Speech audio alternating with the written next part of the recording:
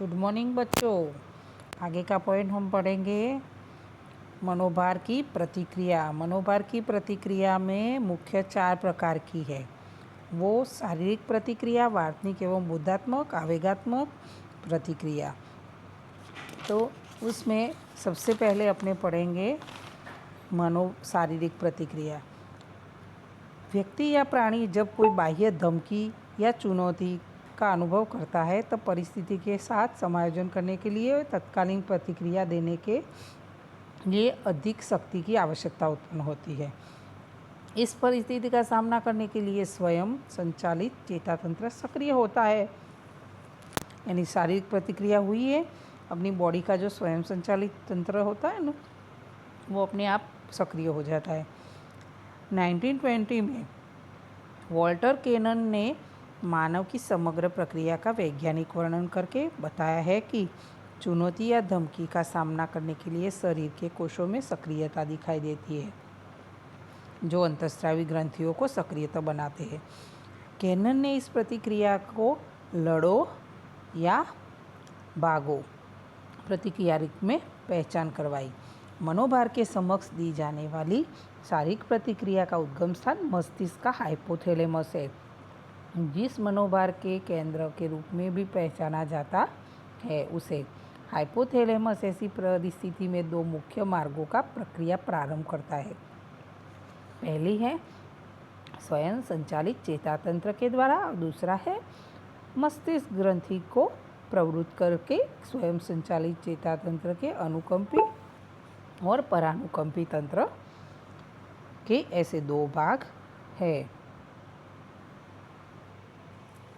तो अनुकंपी तंत्र के सक्रिय होने से श्वसन क्रिया गहरी एवं गतिशील बनती है। हृदय की धड़कनों का तेज होना, रक्त की नलियों में संकुचन, रक्त का संचार बढ़ना जैसे आंतरिक परिवर्तन होते हैं। इसके अलावा नाक एवं गले के स्नायुओं में परिवर्तन के कारण फेफड़ों में अधिक हवा जाती है। चेहरे के हाव भाव भी आवेग अनुसार बदलते हैं। पाचन क्रिया में अवरोध होता है, परिवर्तन मनोभार के संकेत होते हैं। तो ऐसे पाचन क्रिया का अवरोध होता है, ये है परिवर्तन मनोभार के जो संकेत होते हैं। चेहरे का आवेग जो बदल जाता है, गुस्सा आ जाता है, फेफड़ों में अधिक हवा जाती है, तो ये सब मनोभार के संकेत होते हैं। एड्रिनल ग्रंथि के द्वारा रक्त प्रवाह में कॉर्टिकोस्टीरोइड का रक्तस्राव मिलता है, जिससे शरीर में ऊर्जा का संचार होता है।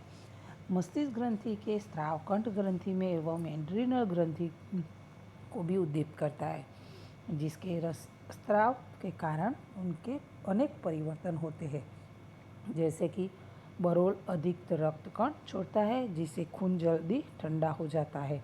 हड्डियों के खोखले भाग के श्वेत कण उत्पन्न होते हैं गहराई से। यकृत अधिक शर्करा पैदा करता है, जो शारीरिक सक्रियता के लिए आवश्यक है। आगे का पॉइंट है वार्तनिक एवं बोधात्मक प्रतिक्रिया है कि मनोभार की प्रतिक्रिया में ये वार्तनिक एवं बोधात्मक प्रतिक्रिया है। तो व्यक्ति मनोभार के सामने कैसी प्रतिक्रिया करेगा, उसका आधार मनोभार की तीव्रता पर है। हल्का मनोभार व्यक्ति को कुछ वर्तन के लिए प्रेरित करता है। खाना खाना, जातीय क्रिया करना, आक्रामक बनना आदि हल्के मनोभार व्यक्ति को लक्ष्य प्राप्ति के लिए प्रेरित करते हैं तथा कार्य में सुधार करते हैं। जब मनोभार लंबे समय तक रहता है तो वह तीव्र बनता है और व्यक्ति कुसमायोजित व्यवहार करता है, जिसके परिणाम स्वरूप उसमें उतावलापन, शिथिलता, चिड़चिड़ापन उत्पन्न होती है। व्यक्ति तीव्र मनोभार पर नियंत्रण रख सके तो कोई समस्या उत्पन्न नहीं होती है। ऐसे प्रभाव प्रसंगानुसार ही होते हैं और तीव्र मनोभार के कारण व्यवहार में अवरोध उत्पन्न हो तो कभी उसका दमन होता है, तो कभी व्यक्ति निस्सहाय बनकर एकदम निष्क्रिय हो जाता है। व्यक्ति का वर्तन कैसा होता है ये देखना है। तो वो ज़्यादा लंबे समय तक मनोभार रहता है तो वो उसको उतावलापन, शिथिलता, काम करने में चिड़चिड़ापन, ये सब लंबे समय की वजह से होता है। तीव्र मनोभार के कारण व्यक्ति दमन करता है, खुद की इच्छाओं को दबा देता है, आगे प्रस्तुत नहीं करता है, या कभी कभी निस्सहाय बन जाता है और निष्क्रिय यानी कुछ करेगा ही नहीं, ऐसा बन जाता है। मनोभार की बोधात्मक क्रियाओं में जब कोई व्यक्ति मनोभार का अर्थघटन अपने स्वमान एवं स्वहित के लिए अवरोधक परिबल के रूप में करता है, तब वह क्षुब्ध बनता है।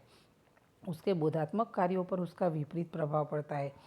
व्यक्ति का ध्यान चुनौती रूप परिस्थिति पर केंद्रित होता है तो उसकी सामना करने की शक्ति कम होती है। व्यक्ति की सृजनात्मक विचारना, स्मृति एवं निर्णय लेने की शक्ति पर निषेधात्मक प्रभाव पड़ता है। उदाहरण स्वरूप, तूफान में अचानक फंसा हुआ जहाज का चालक तुरंत योग्य निर्णय नहीं ले सकता है। उसी प्रकार नौकरी के लिए इंटरव्यू देने गया हुआ व्यक्ति यदि घबरा जाए तो उसकी तैयारी होने के बावजूद भी वो उत्तर देने में फंस जाता है और बिल्कुल सामान्य कक्षा की भूल कर देता है। कभी कभी पहली बार बोर्ड की एग्ज़ाम देने के लिए स्टूडेंट बैठते हैं तो पहले पेपर में ही उनको इतनी घबराहट होती है कि नॉर्मल पेपर हाथ में आने से अभी कभी प्रश्न जो हल्के या पहला पेपर हाथ में आने से ही कोई ऐसा प्रश्न हार्ड दिख गया तो दिमाग में उसको ऐसा टेंशन हो जाता है कि पेपर बहुत भारी है, जिसकी वजह से क्या होगा, उसको टेंशन की वजह से उसके वर्तन में बदलाव आ जाएगा। बाकी के बाद के प्रश्न भी वो इजी हो गए, उसको याद किया होगा तो भी वो भूल जाएगा। आगे है आवेगात्मक प्रतिक्रिया। मनोभार के सामने की आवेगात्मक प्रतिक्रिया अनेक प्रकार की हो सकती है। मनोभार का अर्थघटन किस प्रकार किया जाता है और उसके आधार पर प्रतिक्रिया की जाती है। यदि मनोभार उत्तेजित करने वाला एवं नियमन किया जा सके ऐसा चुनौती के रूप में दिखा दे जाए तो विधायक आवेग का अनुभव करता है, आनंद, उल्लास, रोमांच आदि। परंतु मनोभार का अर्थघटन असुरक्षा प्रेरित और जिस पर नियमन संभव नहीं है, उसी तरह से देखा जाए तो निषेधक आवेग का अनुभव करता है। उदाहरण रूप भय, क्रोध, विषाद आदि। ऐसी निषेधात्मक आवेग प्रतिक्रिया तनाव का सामना करने में व्यक्ति के प्रयासों में अवरोध उत्पन्न करती है। लोग जिस मनोभार का अनुभव करते हैं उसमें तीव्रता, समयकाल, जटिलता तथा भविष्यवाणी की संभावना की दृष्टि से विविधता होती है। तीव्रता कैसा होती है, कम या अधिक, समयकाल लंबा, समयकाल कम, इस प्रकार से कम या ज़्यादा समय के लिए, जटिलता कम या अधिक, भविष्य की संभावना अचानक या अनुमान के अनुसार। सामान्य रूप से तीव्र समयकाल का अधिक जटिल अपेक्षित मनोभार हो तो वह निषेधात्मक आवेगिक प्रतिक्रिया उत्पन्न करती है, जबकि कम उम्र समयकाल का सरल एवं अपेक्षित मनोभार ऐसी निषेधात्मक प्रतिक्रियाओं में परिणित नहीं होते हैं। व्यक्ति मनोभार की परिस्थिति में किस तरह प्रतिक्रिया देगा वह उसकी सांस्कृतिक पृष्ठभूमि के आधार पर निश्चित होता है। उसके पास के संसाधन कैसे हैं, पैसे, चिकित्सात्मक सुविधाएं, वैयक्तिक एवं सामाजिक कौशल्य एवं मनोभार का सामना करने की पद्धतियाँ भी महत्वपूर्ण भूमिका उसकी अदा करती है। तो इस तरह सभी परिबल मनोभार को पर आधार रखते हैं, तो वो प्रतिक्रिया, उसकी क्रिया निश्चित करते हैं कि वो कैसे क्रिया करेगा।